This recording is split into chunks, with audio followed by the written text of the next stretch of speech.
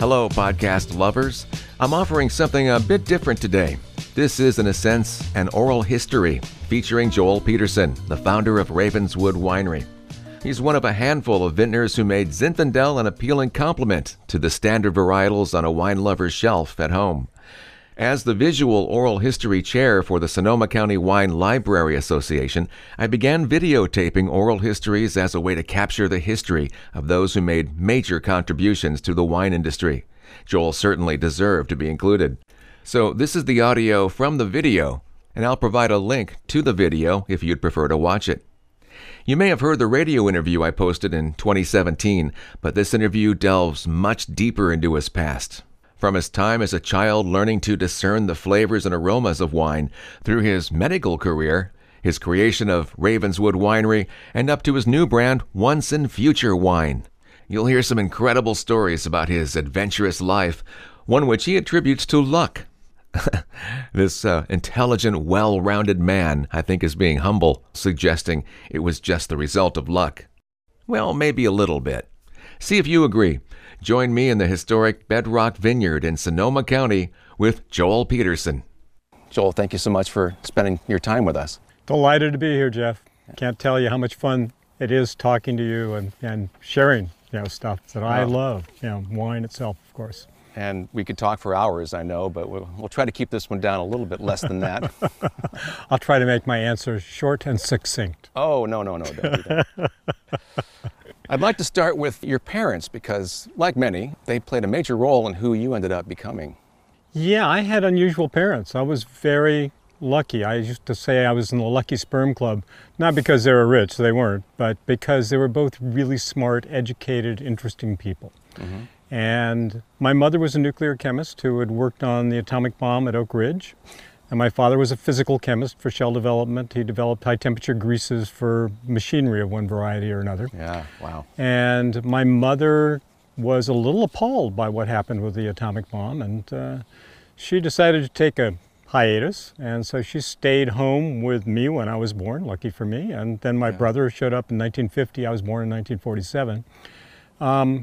And not surprisingly, she got bored, And when you get a smart woman's bored, they either get in trouble or they find something to keep themselves out of trouble. And my mother decided that she would learn to cook because cooking was like chemistry. Right. And she read a book by Elizabeth Davids that said the French drank wine with their meals. And she thought, well, that's a really interesting idea. She'd grown up in Bolinas, California, which is on the coast.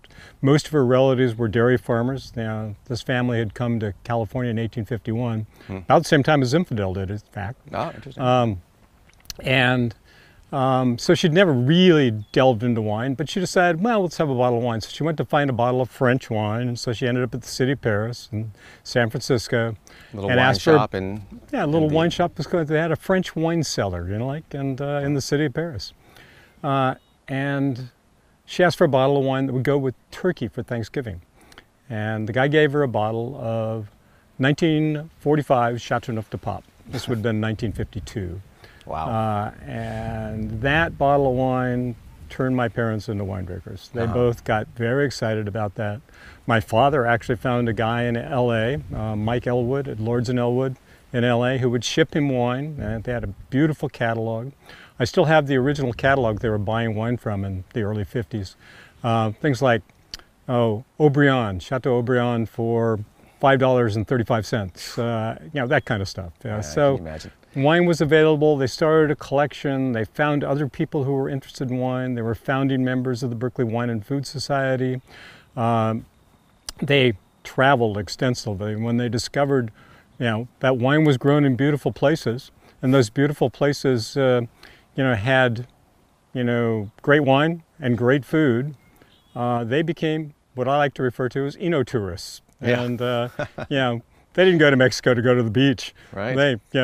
They went to like Bordeaux or Burgundy or Italy or someplace like that because it was exciting and it was fun and they both really wanted to be out there. So I grew up in an atmosphere that featured food and wine. My father started a wine club called the San Francisco Wine Sampling Club. He actually allowed me to start tasting at the tender age of 10 or so.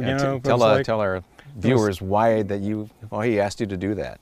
Well, originally it was because he wanted me to tell him about the way wine smelled to me. He was writing a newsletter, and he didn't have great words for wine.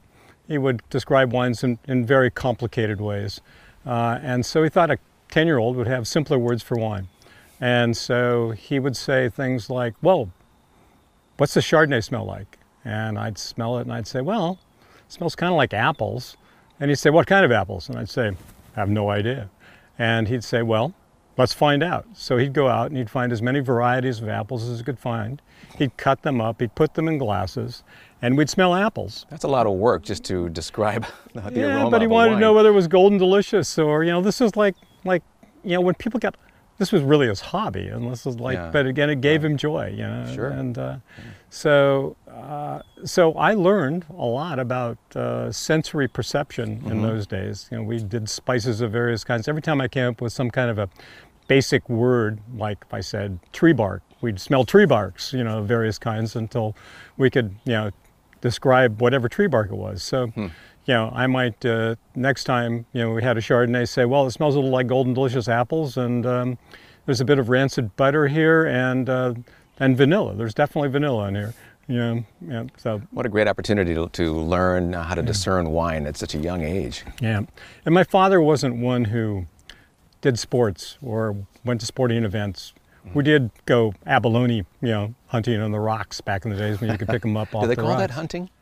Yeah, well, I don't know. It was they didn't call it fishing exactly. It was more like hunting. You had a bar in your hand, and you'd wade out kind of up to your shoulders in ice cold water, and you'd pry those puppies off the rocks. So it was more hunting than it was anything else. Yeah. But wine was kind of what we did. Yeah. Then at 18, you followed in your parents' footsteps when you got into the chemistry field and pursued that as your degrees.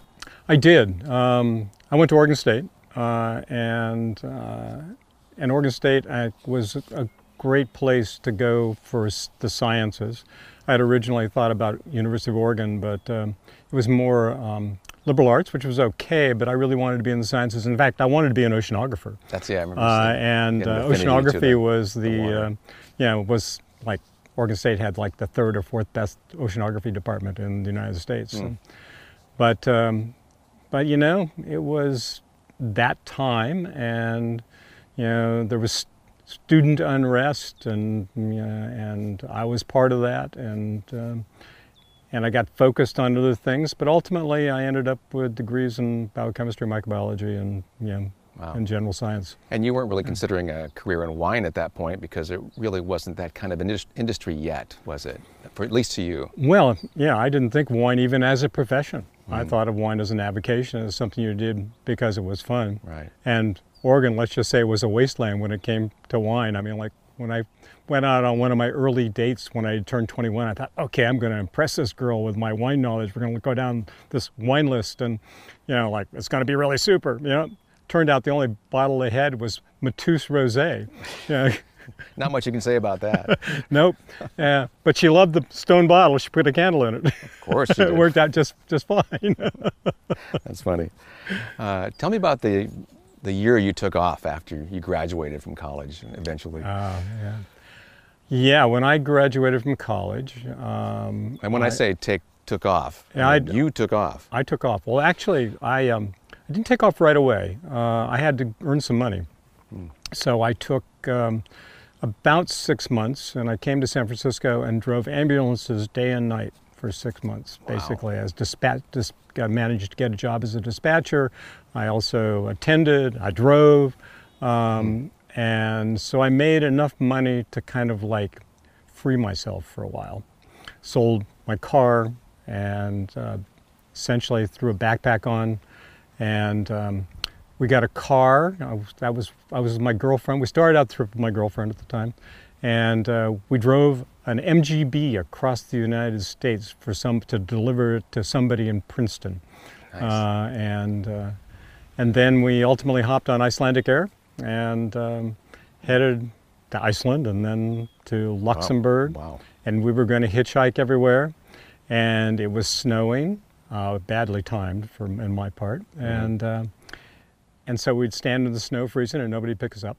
And the American convoys would go by, because there was a big military base close to where we were, and half of them would be flipping us the peace sign, and half of us would be flipping us the bird. You had longer hair then? My hair was definitely growing by that time. Finally we got picked up by a guy in a big old Mercedes who drove us all the way to Munich. And in Munich I decided it was time for us to find a car. So I ended up getting a 1950 Volkswagen for $50. And we drove this 1950 Volkswagen all over Europe. It was not a wine trip. It was like a let's just see what is here trip. So went down to the coast of Spain because we were freezing to death in Germany. Sat there for a while, went up into Logroño and Haro and across the top of Spain, down into Portugal, across Portugal, back up through France and into Great Britain and back down all the way into Italy and across to Istanbul. And now, were you finding good wines along this? Yeah, we were drinking. Are you kidding? We were poor as church mice, so we couldn't find good wines. I mean, we were drinking stuff out of tankers. I mean, it was like we had a 5-liter in the back of the Volkswagen.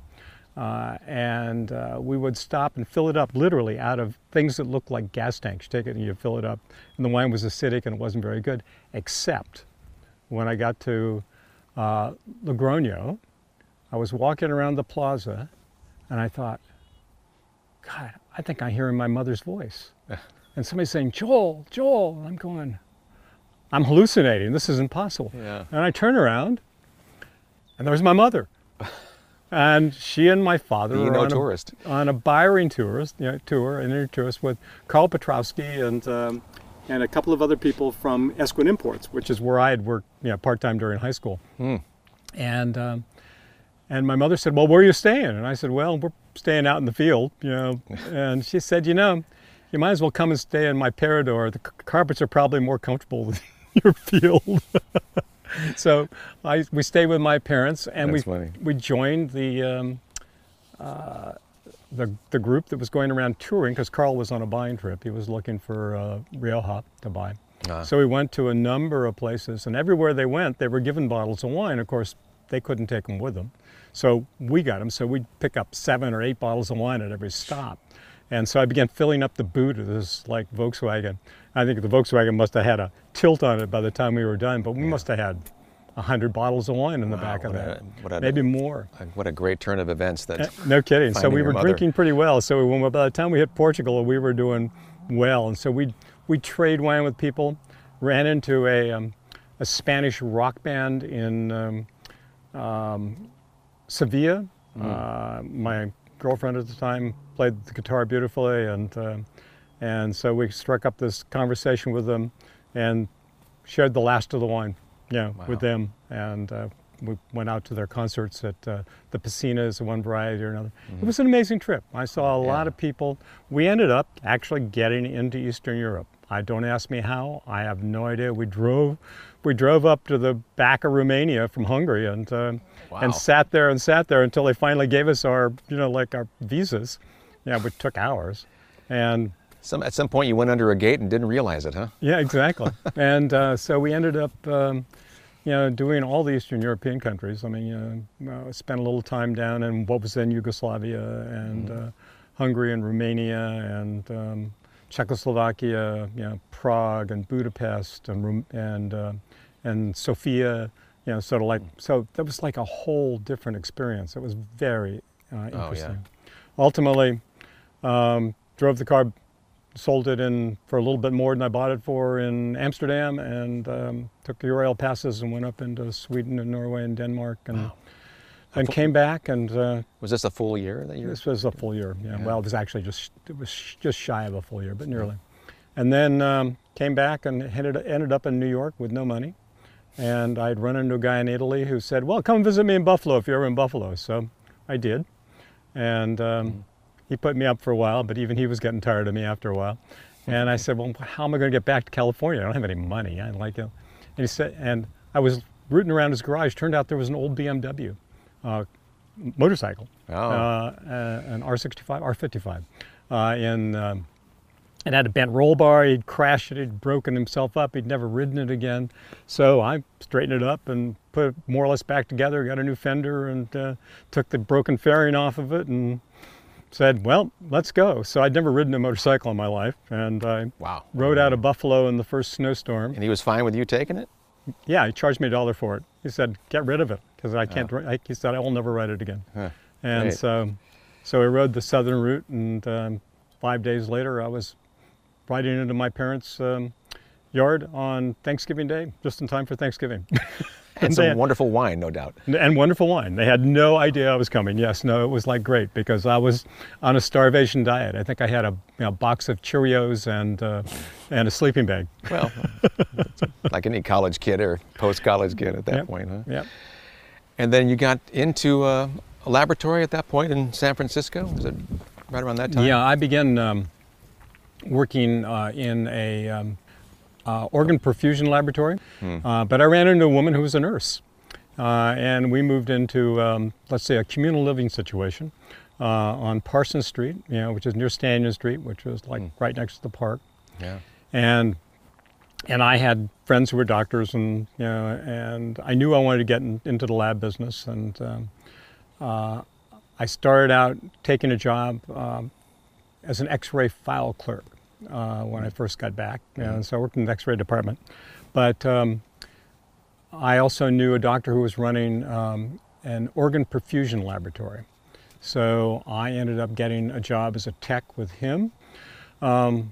But my real love was actually immunology, and it turns out that right down the hall there was an immunology lab, and I had kept my interest in wine going. I had. Was that the period you had started the Basque Club, the Basque Wine Club? Basque Hotel, yeah. I didn't actually start it. That was a group that my father had started along with some friends beforehand. Robert Knudsen and Narcy David and the Burtons and people like that. But I carried it on. And you would show up. The rule was you came and you showed up for dinner. The dinner was a simple dinner. It was a Basque dinner. It was family style. Usually you started out with either rice and chicken or soup. Almost soup. Lamb, really garlicky and lamb that was just like rare and beautiful, with these amazing French fries that must have been, fried in tallow. It's amazing I'm still alive. And followed up with a hard cheese, and then somebody usually brought dessert of one variety or another. Nice. And the rule was you had to bring a bottle of wine, and it had to be in a brown bag, and you just paired it with the course you thought it was going to be best with. And that was the only rule. And then you had to sit down and try to guess what the wines were. You had to guess how expensive they might be, and you had to talk about the wines. And so it was a really interesting test. I mean, many of us got quite good at evaluating wines. There are people like Joel Butler, who became an NW, Steve Elliott, who writes Connoisseur's Guide. They were all part of that. And you had a great history with that as a youngster, so you could probably tap back into that. It wasn't bad. Talent. Wasn't bad. We made a lot of really good friends, and we had people who came who had really deep cellars. So people like Bob Gerner would bring, like Rhone wines from the 40s, because he'd been collecting for a really long time. The Burtons would bring old Bordeaux's or Trockenbeer and Auslese, because they were buying them when they didn't cost a lot. So.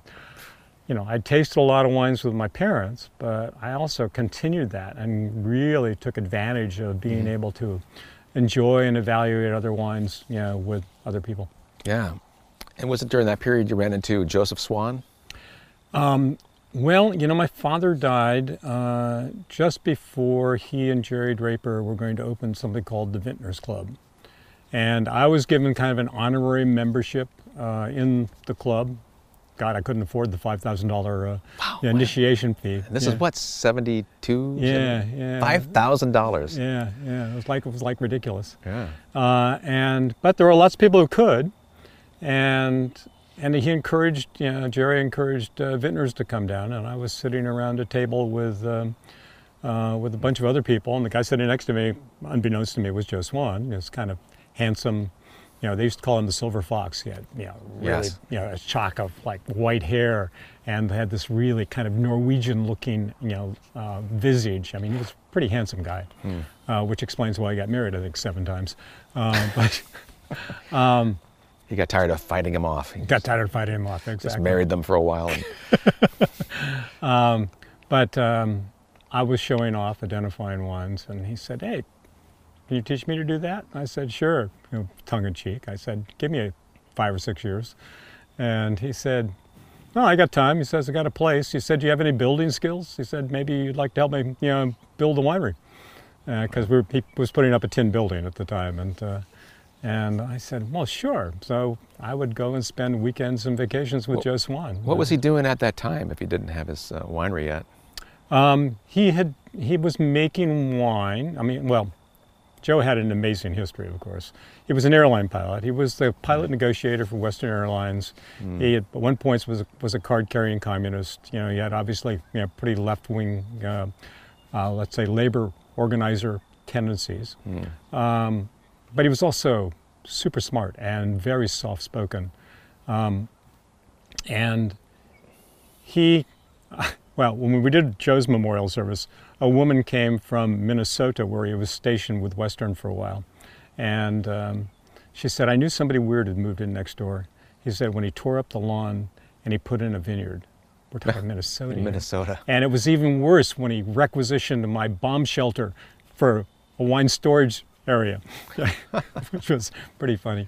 And when he was stationed in Salt Lake, he planted grapevines in Salt Lake and made wine there called Jose's Rosé. I think it was Infidel.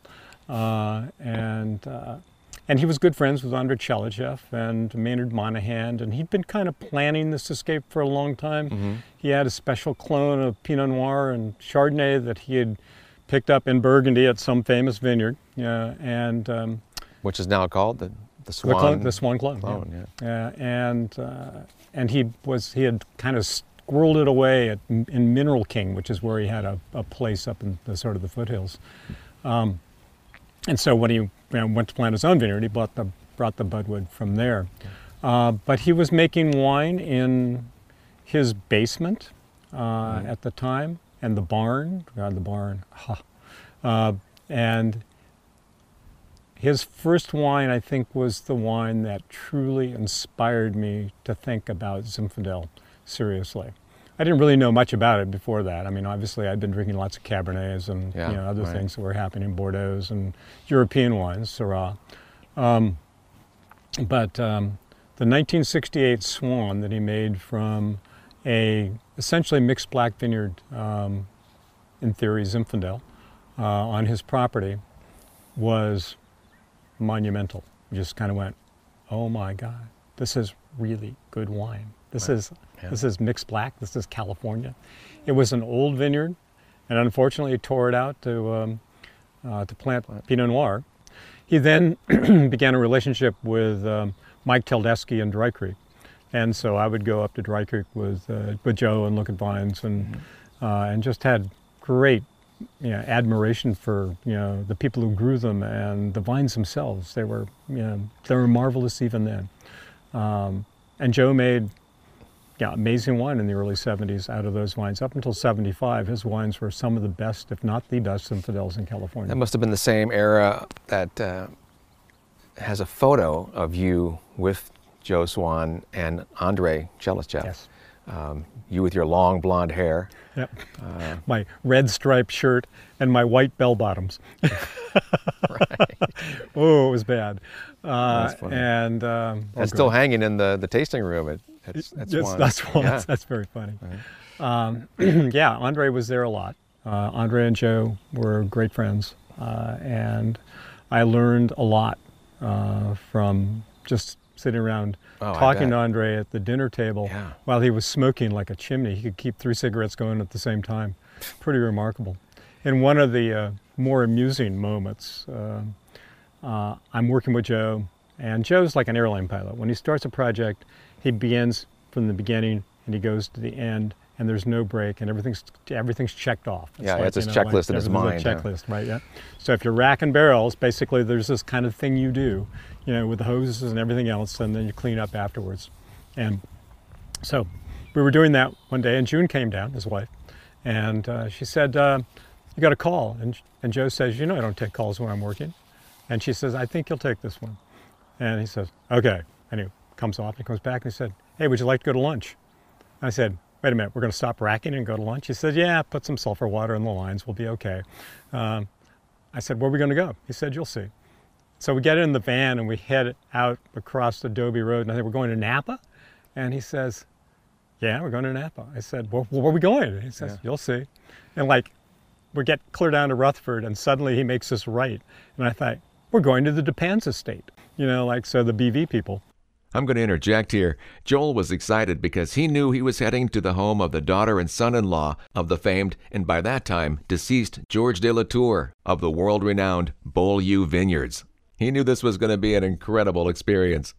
And we pull into the DePans house, and there is Maynard Monahan, who was the marketing sales guy for BV at the time, and Andre.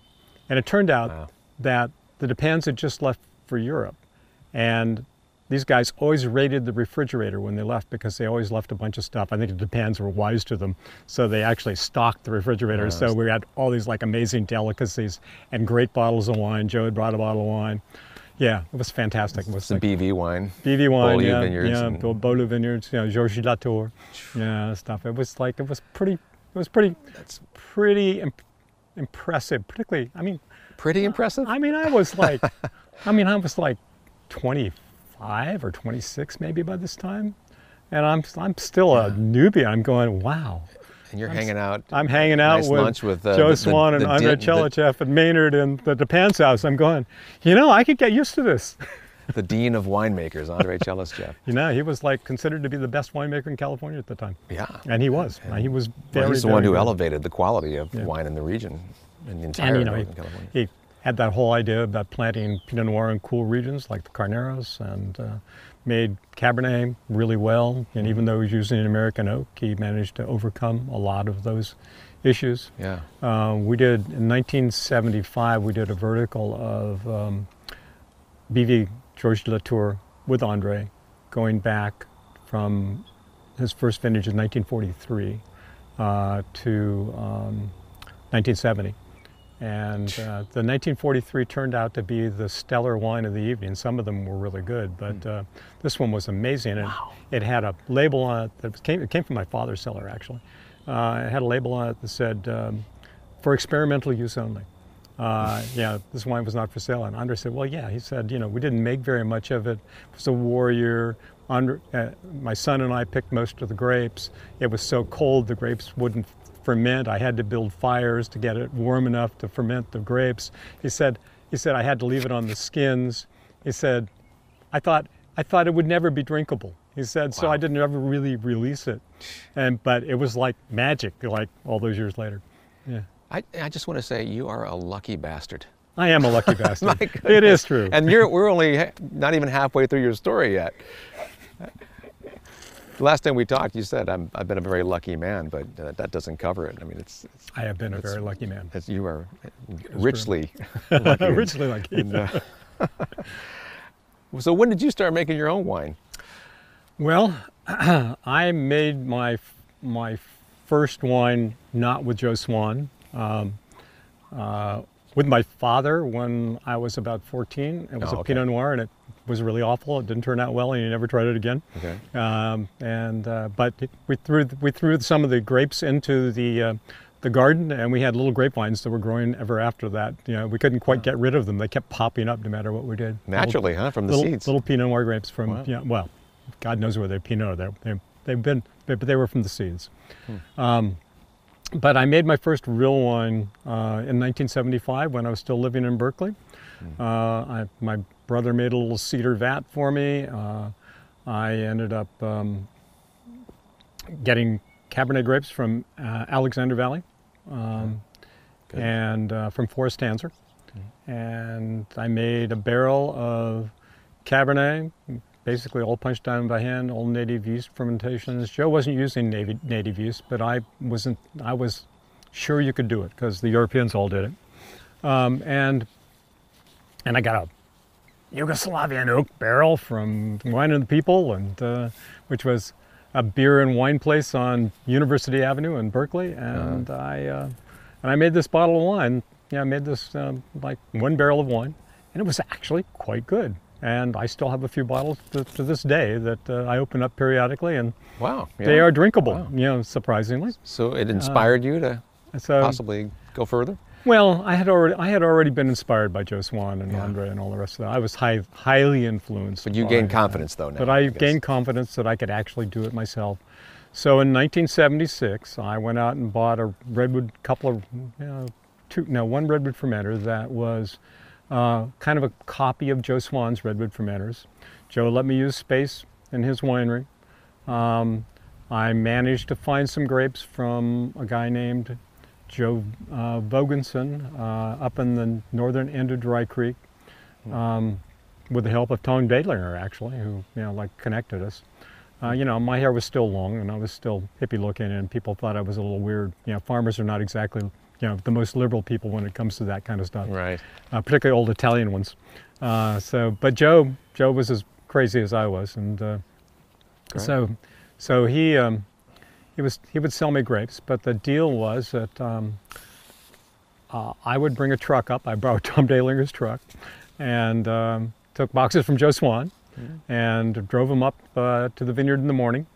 And Joe was going to pick the grapes and put them on the truck for me, and I was going to come back and tie it down and drive back to Joe's that evening and crush the grapes. And I'd help Joe with his crush during the day, and I got back up to pick up the truck. And the grapes were picked all right, but the truck was empty. There was nobody around. There was a storm moving in. It was going to rain that evening. Grapes were in 50-pound lug boxes spread over 4 acres of vineyards. Holy cow. And I just said, oh my God, this is my winemaking dream. It's going to go up in mud. You couldn't leave it there. And I couldn't leave it there. So I was young and stupid, and figured I could pick everything up, 4 tons of grapes. What's 4 tons of grapes? I mean, really. So you basically pick up every box, 4 times. You pick it up and you move it to the end of the row, and you pick it up off that and you put it on the back of the truck. You get up in the truck and you put it in the right place on the truck. And while I was doing this 2 huge ravens floated into the vineyard and sat in the tree next to the vineyard and serenaded me with this amazing kind of voicey thing going on. And I thought, wow, that's really weird. And it began to rain around me, and the rainbows popped up as the sun was going down, and the skies were like pretty crazy. Yeah. But it never rained on me. And I thought, wow, that's pretty crazy, these ravens. And I kind of had this thing in the back of my mind where I knew ravens were kind of the trickster gods of the Northwest Indians. So I got the grapes back to Joe Swan's. It didn't rain on me when I got back. Joe was waiting for me to help crush the grapes. We crushed the grapes together in an outdoor where were you, Joe? Yeah, where were you, Joe? We crushed the grapes outdoors in an outdoor crusher, and as we dumped the last box in the sky, in the crusher, the skies opened up and it poured. And I thought, wow, PFM, pure fucking magic. It was pretty amazing. So that wine turned out pretty well, and I made another wine that year from a place called Paulson Vineyard. So the 76 vintages did very well in tastings, which kind of put me on the map, which was very nice. And the ravens gave me a name. It became Ravenswood. Because the ravens became my totem bird. Obviously I was living in Berkeley, doing a lot of Berkeley things, and totems and Indians and all that was part of the culture of what was going on. That's right. Well, and Carlos Castaneda was talking about my God, the Carlos Yaqui Castaneda. way. Yeah, the Yaqui way, your animal spirit, the whole 9 yards. Yep. You told me, though, there was another part of that story when you went to an opera. Lucia de Lammermoor. Lucia de Lammermoor, yes. So I don't really have a name for my winery at this point. I've made my first wines. In fact, those wines don't get released until 1979. Because I didn't have enough money to bottle them, and then I didn't have enough money to label them, and it was just one trauma after another. And I was pretty down. And a friend of mine, though, who likes music, came and said, he said, I know you can't afford to go to the opera, so I'm going to take you to the opera. He said, I said, well, that's great. What are we going to go see? Something fun? Maybe a Rossini, maybe a Mozart. He said, no. He said, I'm going to take you to Donizetti. And I said, Donizetti? He said, Lucia. I said, Lucia, that's a really grim, that's an opera where everybody dies. I mean, in the book. I mean, everybody dies in the book, ultimately. And yeah, Lucia is forced to marry somebody she didn't want to marry. She murders him and then kills herself and like goes mad. And like, you know, Eduardo Ravenswood, you know, hence the name Ravenswood, is the Romeo character here. And you know, his life is falling apart, and like he ends up in the book murdering her father by accident. And the spirits, you know, have foretold that he will drowned in the quicksand in the book. In the opera, he falls on his sword, but in the book, you know, which is called The Bride of Lammermoor, by Scott, who wrote Ivanhoe, for instance, he rides into the swamp and drowns in the quicksand. And I thought, wow, that's a hell of a life, like starting a small winery, drowning in the quicksand. Yes, I'm like kind of like up to here by now, and I thought, wow, Ravenswood. Ravens. I like it. It's a great name. It's got the angst. It's got the ravens. Yeah. You know, and it's like the universe was just handing you this whole idea. Exactly. So I played around with it for a while, and then I found David Goines. You know, when I finally could afford to get a label. And David Goines had been Alice Waters' boyfriend. I'd met him at Chez Panisse, and he had St. Hieronymus Press, and he was like making these amazing posters. And he ultimately came up with the three ravens in a circle, clutching arms together. I told him I wanted something that was like a Japanese family crest, and I wanted it to be something like an MC Escher. You had to look at it twice in order to actually see what it was. Some people never saw the ravens in that. In fact, at one point when we got it as far as Constellation, I had a marketing person who came to me and she said, "We've got to change the label." I said, "What do you mean? It's an iconic label. There are more tattoos associated with that label than any other label in the business." She said, "You know, I've done a survey." She said, "It turns out that 49% of the people never see the ravens." She said, "We have to make the ravens more distinct. Let's just put a bird on the label." Needless to say, it didn't happen. Yes, thank you. Thankfully, huh? Yes, thank you. And then at some point, so this 79 was your first bottled vintage. Yeah, 76 was the vintage. I made 77, 78. I played around with grapes in from the Sierra foothills because land was cheaper up there. My original hope had been to have a building and land and the whole 9 yards. Yeah, that turned out not to be even close to being reality. But the system that I worked out of buying grapes and making wine from the grapes I bought ultimately gave me more flexibility and actually allowed me to make much more interesting wine than if I'd done a state wine.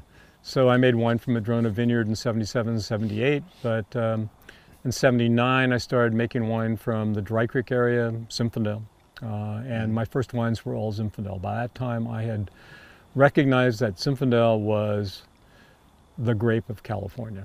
You know, when I'm growing up learning about wine, I'm learning about Bordeaux and Burgundy and Rhone wines, and those wines are all some grape or package of grapes that grew up with some region, like Bordeaux, or you know, for the Cabernet package, or the Pinot Noir or Chardonnay from Burgundy, and the grape that grew up really in California, that came together in California, that created these amazing mixed black vineyards, was Zinfandel, and it arrived here in the 1850s, and by the 1880s, it was the most planted grape in California. And it was pretty stunning. So if I could work with any grape that I wanted to work with, I should be working with Zinfandel, was my thought, because it is California's true heritage. And you were hanging around all those Italians up in Dry Creek, and you saw what they were doing with it. Yeah, well, what they were doing, people like Fopiano and not so much the Sagaccios then, but they came along later. The Sagaccios were, you know, crushing. Pedroncelli. Big crushing, the Pedroncellis for sure. You had Nervo Winery. People like that were just doing some really interesting wines. Raffinelli. Yeah. You were surrounded by Italian winemakers. More inspiration. Yeah, exactly. And they were making pretty decent wine. A lot of it was jug wine because they had been forced to go that direction because it was hard to sell expensive Zinfandel. Oh my God, my first wines were $7.50. You should have heard the outrage. $7.50 for a Zinfandel? That's unbelievable. Nobody will buy it. Yeah. It actually sold out, but once they tasted it. Once they tasted it, it got it was a small. The wine community was much smaller then than it is now. Right. And so I put it in a tasting at the Vintners Club. The wines came in 1-2 in ultimately successive tastings beating all the other big Zins out. What fun that must have been. And that, it was fun. But it also turned out it was a group of influencers that were tasting them. So they said, oh, well, you got to have these wines. And so, and there wasn't a lot of them. I made 427 cases in my first vintage. So. And shortly thereafter, you came up with the slogan, "No Wimpy Wines." Yeah, that actually happened a little bit later. I had the good fortune to run into a guy named Reed Foster, who was one of the kind of people who was very involved in the Vintners Club. He was Jerry Draper's partner, and they were running the Vintners Club together. And so we struck up this friendship, and we went into the mountains together, and you're sitting around a fire, and you're saying, well, what do you want to do with your life, And I said, yeah, I got this winemaking dream, but I don't really have enough money to do it. And Reed said, well, I've always really wanted to have a little part of a winery. He said, I think I could put together a group. And so, like in 1979, he managed to raise $100,000, which was like, wow, like an amazing amount of money in my mind. It was gone in about a heartbeat, but because, by that time I had become the peripatetic winery. Joe Swan didn't have space for me to stay, so I moved to Mark West Vineyards for a year, using their space while they were building their winery. And then I moved from Mark West to Martini and Prati and set up among their giant tanks and ended up getting really to be good friends with Frank Vanucci, who was like the winemaker there, and Elmo Prati. Oh my God, he was somewhat senile by the time I got there. He'd come out every morning and look at me in my little tanks, my vats punching down next to his like giant redwood tanks and his like beautiful concrete fermenters, and he'd say, "Who are you? What are you doing here?" And every morning it was the same thing. It was "Who are you? What are you doing here?" It was very funny. Then I shared space with Michael Topolis at Russian River Vineyards for a couple of years. That's just where I got my first bonded premise, courtesy of David Lose. Oh my God, I was so naive. I had no idea the hoops you had to jump through to get a license from the BATF and permitting and bonding and all the rest of that stuff. And I came in with my first set of paperwork, and David, who was like supposed to be a hard ass inspector, and he was kind of, but he was also a nice guy and he loved wine. He looked at me and he says, "You don't have a clue, do you?" And I said, "No, I really don't have a clue." And he said, "Okay." He said, "I'm not supposed to do this." He said, "But I'll help you. This is what a plat is. This is how you do the write-up." He gave me some examples, and every time I had a question, I could call him. So I ultimately got my license. He must have been pretty impressed that you got as far as you did. Yeah, he must have. And honestly, I guess I can say it now. I was doing stuff that was totally illegal. I mean, I could have put Sing Sing for years, I guess. But you were clueless, though. That's okay, right? Yeah. So, but my heart was there, and I wanted to do it right. Yeah. Ultimately, we did do it right. But it was like so. And then I moved to a space here in Sonoma, because by that time I had gotten married in 1979. Morgan was born, in 1981, and I moved to Sonoma in 1981 and rented this old tin building that had formerly been a gourmet toilet seat shop. It was made oak toilet seats and oak toilet paper rolls. You remember when the others were hot? I mean, like everybody had to have an oak toilet seat. A guy named George Weiner was doing it. Right. So he needed to move to bigger space, so he leased me this space. Turned out the building was owned by the San Giacomo family. I couldn't have had better landlords ever. They were amazing. And they had all the equipment I didn't have. They had a forklift. I would go steal their forklift when I needed a forklift. They had trucks. Yeah. They saved me more than once. I mean, it was pretty amazing. That's the same location where the Ravenswood Winery was for many years. Yeah, I was there really from 81 to 91. And in 91, we bought the facility on Garricky Road. But by that time, Vintners Blend was taking off. And I was really traveling all over Sonoma County making wine. I was making it at Vinwood. I was making it at McDowell Valley. Ultimately, I moved the entire operation to Louis Martini when I found out that Mike Martini was only using a little less than half of his winery for his own wines. Over there in Napa for a little while. Over there in Napa for a while. So we'd outgrown the Garricky Road facility pretty quickly. We continued to make small lot wines there. but Vintner's Blend, like, basically was the savior, the cash flow savior, and the downfall of Ravenswood simultaneously. Really? Yeah. Now, how did that happen? Well, that's a lot longer story, but ultimately that happened because it was an inexpensive wine. I could make lots of it, and I did. I mean, ultimately, before it was all said and done, I think we were making close to 700,000 cases of Vintner's Blend. Wow! Yeah. And Constellation ultimately bought Ravenswood for the Vintner's Blend, and they just beat that in. And they saw but the wines that were close success. to my heart, of course, were the single vineyard wines that I made and continued to make until the very end at Constellation. Yeah. But people were introduced to Zinfandel. I had people come up saying, well, Vintner's Blend was my first red wine, and it turned me into a red wine drinker, and yada, yada, all the time.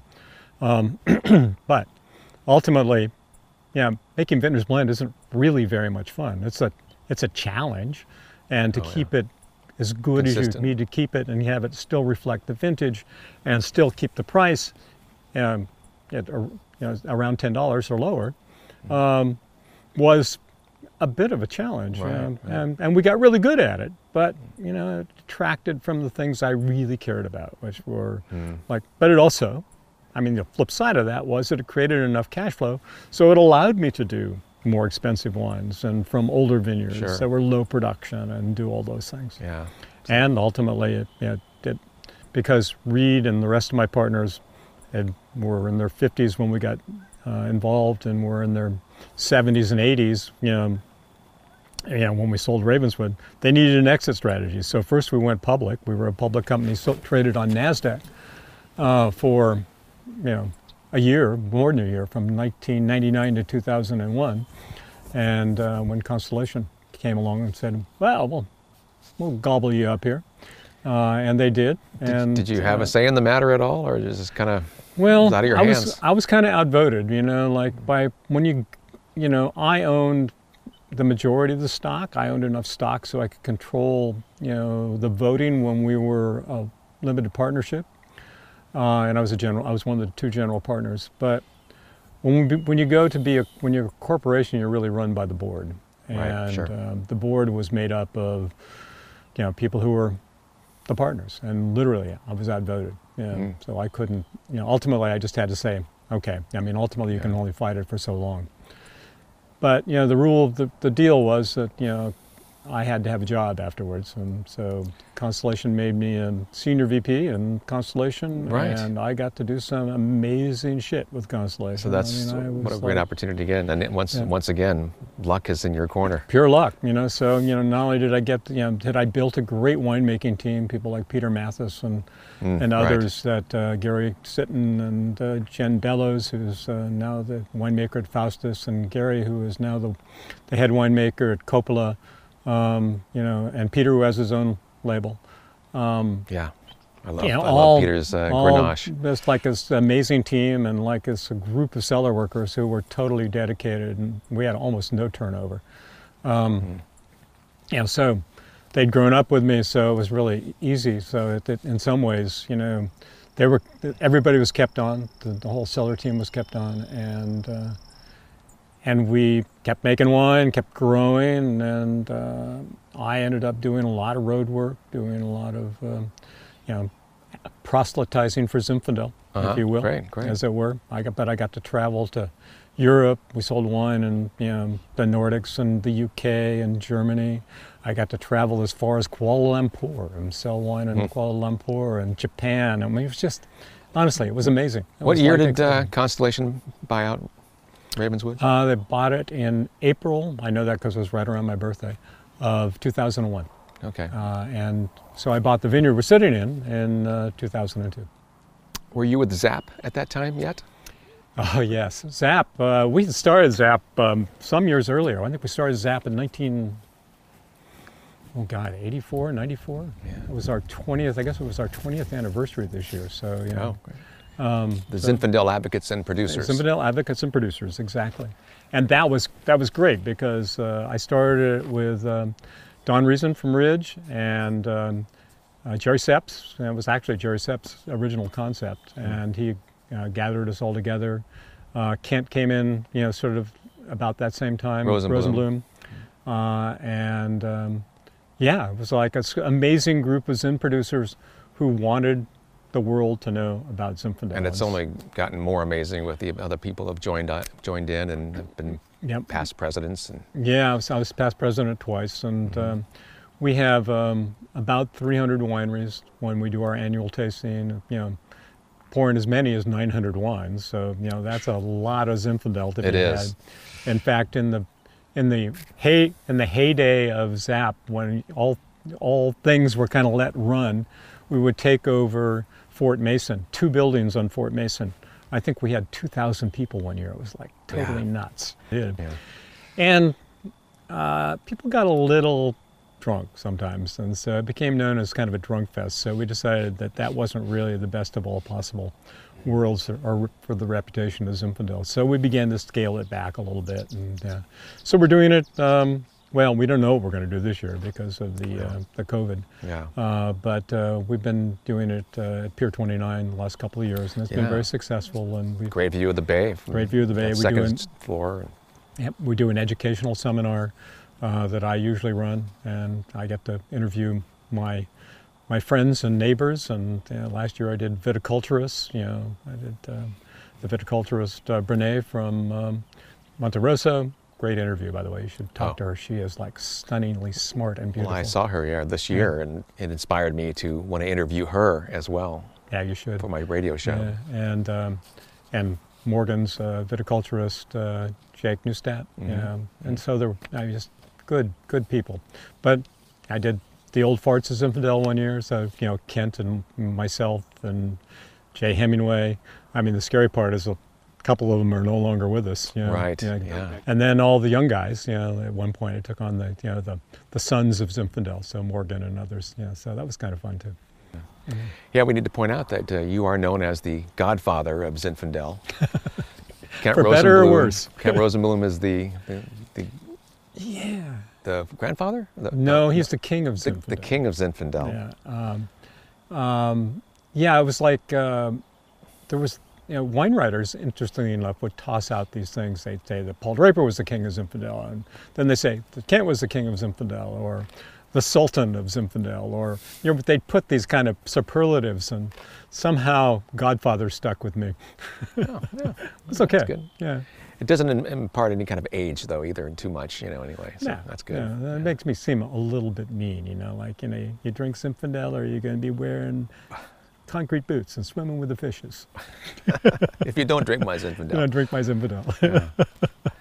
I want to back up a little bit because I think it's very important to mention that in your early days of Ravenswood, even though it was starting to pick up, you still continued your lab work at the Sonoma Valley Hospital. Oh yeah, no. By this time I had a small child who went on to become a master of wine, and a wife, and all for the security of your family. We purchased our first house, and the winery was definitely not making any money, so I had to do something to keep us going. So I would work nights and weekends at Sonoma Valley Hospital, running the laboratory during those hours.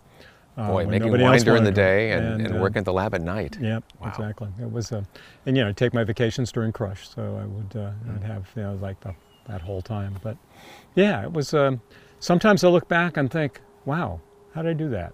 But at the time, it just was what I did, and and sometimes I was tired, and I think some people in the hospital thought I was a little grumpy occasionally, because I was. I imagine. But they liked the wine that you would give them on occasion. Yeah, exactly. And I and during Crush, funny things would happen. So I came in one day, and I decided to preface this by saying that when I worked at night, the last thing I did in the morning was that I'd do rounds and I'd draw blood from all the patients. And so, that's, so you're talking to them, and they're, you're cleaning up their arms, and you're sticking needles in them, and things like that. And I was pretty good at it. So I walked in one day and opened up my time card because I had to punch in, and on it was attached a note. And there's a note from the pathologist, who was the boss, who said, Joel, this must be you. And I said, really?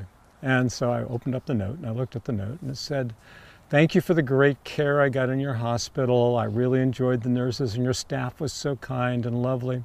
But will you tell the mechanic who works in the laboratory and draws blood in the morning to wash his hands? I washed my hands impeccably, by the way. But it turned out they were so stained with grapes from making wine that they were black. Yeah. Yeah, that must have been frightening to the patients. It's been a little disturbing. Yeah. It's funny. We didn't get around to saying what No Wimpy Wines, where that came from. Why don't you tell that story? Yeah. So No Wimpy Wines, that was really my partner Reed. So in the early days of Ravenswood, we'd essentially sell every bottle of wine pretty much ourselves. We had a broker, but Reed and I would call on accounts. And he went into the California Wine Merchant, which is Greg O'Flynn. And Greg said to him, well, when are you going to make white Zinfandel? It's hot. You guys make Zinfandel, make a lot of it. Yeah, that was pretty popular at the time. And Reed and I had this conversation earlier because Reed was worried that we didn't have a cash flow wine. I mean, he was a Harvard Business School graduate, so he knew business. Right. And he said, you should make white Zinfandel. And I said, I'm sorry, I don't do pink, I don't do sweet, I don't do wimpy. It's not going to happen. He said, well, you better think of something. And that's when I came up with Vintner's Blend, sort of this lighter red wine that was less expensive. That was really honest Zinfandel.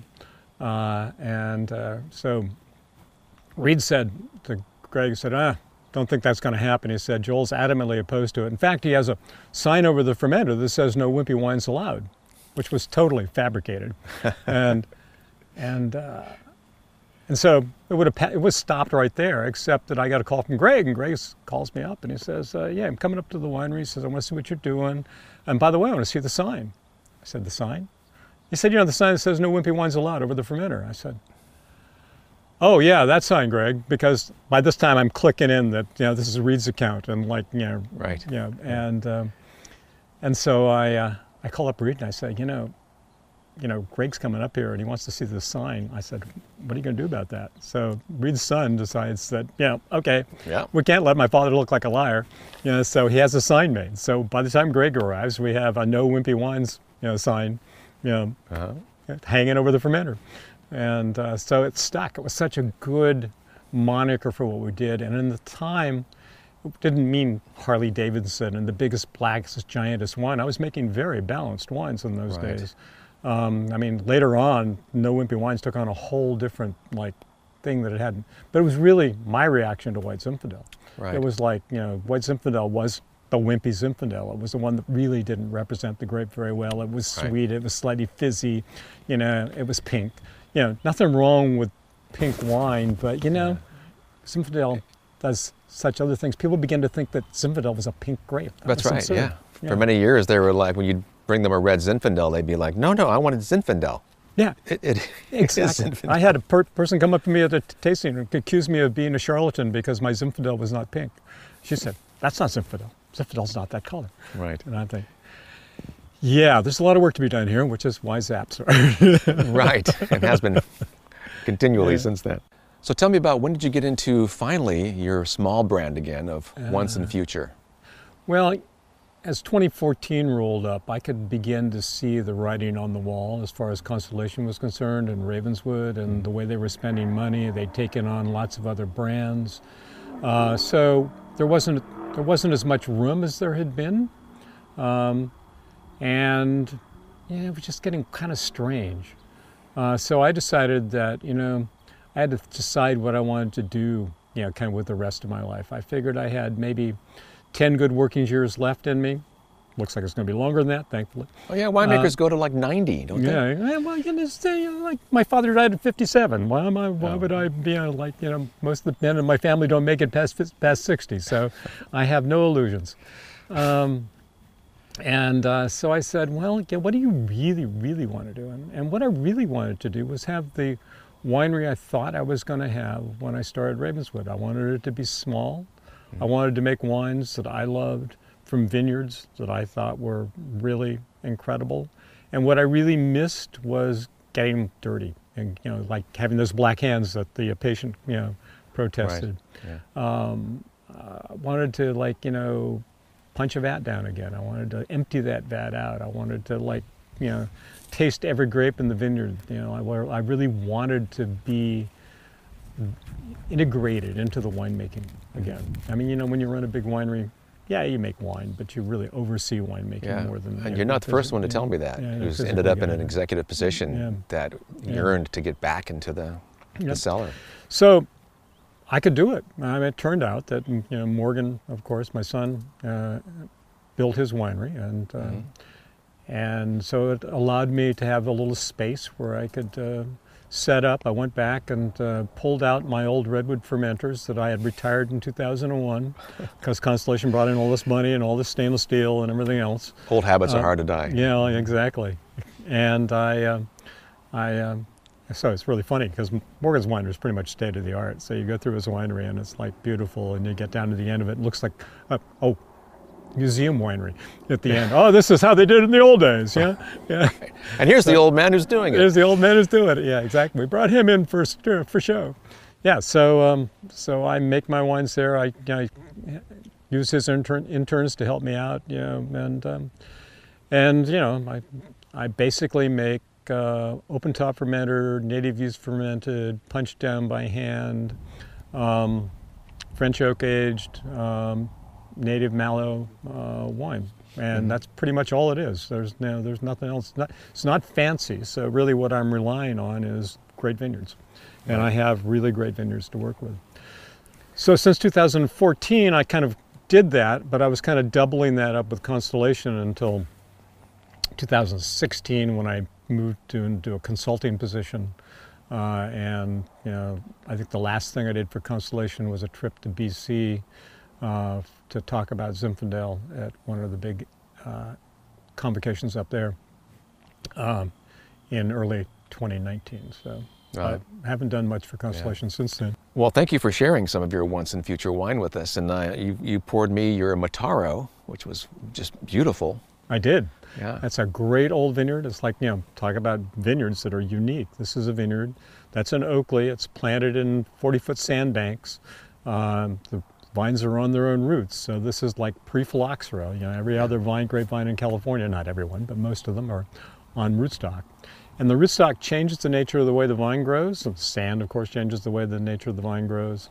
So you get these wines that are like really interesting. The climate's interesting too, because you have winds in the afternoon, it warms up fairly early in the day, but but the wind shuts the vines down so they're not extremely influenced by the heat. So you get these kind of interesting wines that come out of it. So they're wines that have really fine tannins, they have really pretty fruit, they're just gorgeous. Yeah, it went down so easy. Yeah, it's beautiful. And we had another wine, of course, and the other wine we had is the wine we have in the glass now, which is Bedrock, which is from the vineyard that we're sitting in. This is a vineyard that I bought in 2002. It's got vines that were planted in 1888, by George Hurst, William Randolph Hearst's father. Right. And it's essentially a mixed black vineyard. It's legally Zinfandel. It's 75% Zinfandel. Okay. But it's got 20 other grape varieties in it. That's including fantastic. Mataro and Carignan and Alicante and Petit Syrah and a dozen other things. So how many do you think is in this glass right now? How many what? Varieties. How many varieties? There are probably 20 varieties in this glass right now. It's at least 75% Zinfandel, but it's amazing when you can squeeze that many varieties into one bottle. It's amazing how many you can jam into a glass. Yeah. You should see me when I'm trying to get them into the bottle, one at a time. Since we're on the topic, and this is such a historic vineyard, you're also a major part of, and you came along following your son, from what I understand, from Morgan, as the Historic Vineyard Society. Yeah. So you guys are doing a wonderful job in preserving and cataloging some of the old vineyards around Northern California, or the whole state? Yeah, the whole state. I have, I obviously did ZAP, and when Tegan and Morgan and some other folks got together to do the Historic Vineyard Society, I was asked to be part of that, and I thought, these are the young guys. These are the guys that got their own thing. I said, I'll tell you what, I'll be an advisor. I love what you're doing, and I'll do everything I can to support it. I said, but you guys, you run it, it's yours. And they've done a an amazing job. And how wonderful these young guys care about the older vineyards. Yes. Because we've all heard the stories of people like, well, let's just rip it out and plant some Cabernet. Yeah. No, this is like, they're saving really the heritage of California. They're saving the really important parts of California. I mean, we'd all be drinking insipid Cabernet and Pinot Noir. And Chardonnay. And Chardonnay. Yeah, don't forget Chardonnay.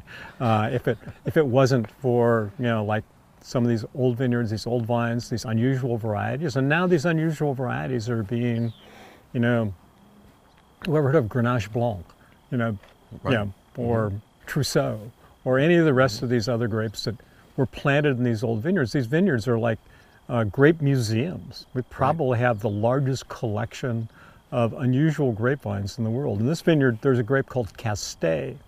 And Castet, last time I checked, there might have been a hectare planted somewhere in France, but it was apparently the dominant grape variety before Cabernet Sauvignon showed up in Bordeaux. And humorously, the Bordelais just approved new grapes to be planted in the face of climate change in other regions of Bordeaux. Right. And one of the grapes they approved is Castet. Yeah. So we have like 3 vines out here. Yeah. Why did Castet get here? I have no idea. But it's totally amazing. I don't know if it's like a placebo effect or what, but when I taste a wine like that that's mixed blacks, has a great variety of different grape varieties in it, I can almost taste the depth of character, and each, not individually, but you just know there's a lot going on there. Well, this whole idea of mixed blacks started in the about 1884 or so.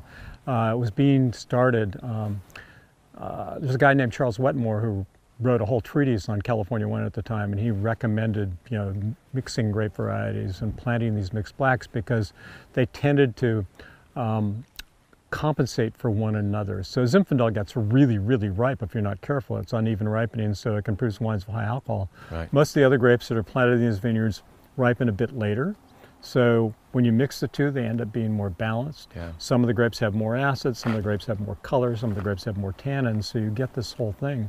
So there are other famous wines of the world that are mixes. I mean, Bordeaux comes to mind. While they're not mixed like these, there's Cabernet Merlot, Cabernet Franc, Petit Verdot, Malbec, and Châteauneuf de Pape. There are multiple grape varieties in Châteauneuf de Pape. And then you get the wines that are now being rediscovered from Portugal, from the Dow region and places like that are these same kind of mixed back. These wines are delicious. They are really good.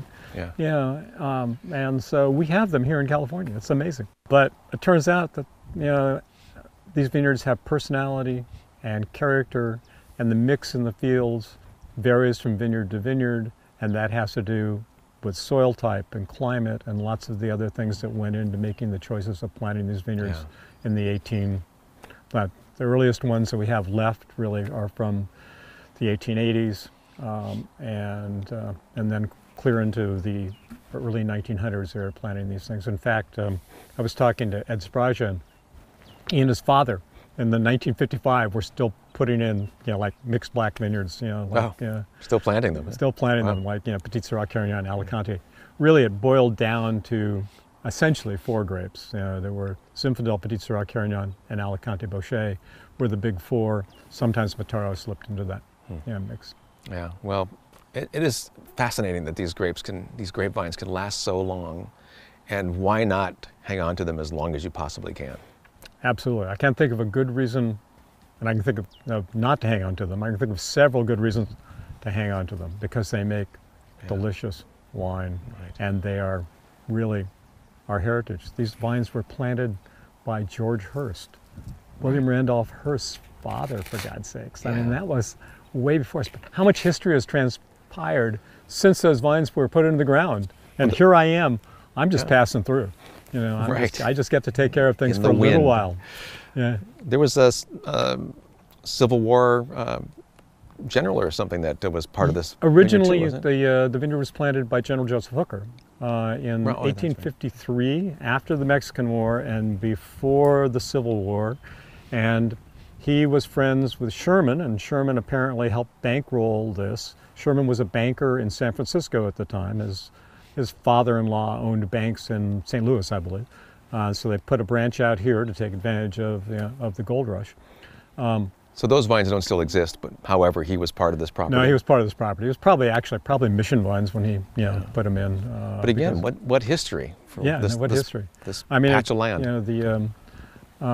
This was in the hands of the ambassador to the Far East at one point, who Morgan dug up his journal, and it's this journal. It's like right there. He's at the time of the Chinese Exclusion Act, which has got to be a terrible time to be an ambassador to the Far East, but he also is at the time of phylloxera, and phylloxera is hitting, and everything he does turns out badly. And the last entry in the journal is, "Hallelujah, I sold the vineyard to Senator Hearst, buying my wife the diamond ring she deserves, moving east, getting out of here." Well, I'm enjoying your Zinfandel made from this property, and I think with the wind kicking up now, we should probably drift off in the wind ourselves. Okay. Joel, it's always a pleasure to talk with you, and congratulations on an exceptional career. Well, thank you. I've been, as I said, very, very lucky, and I've met some really amazing people. And cheers to you and people like you who love wine. Yes, cheers to that. Thank you so much for listening to this Oral History podcast with Joel Peterson.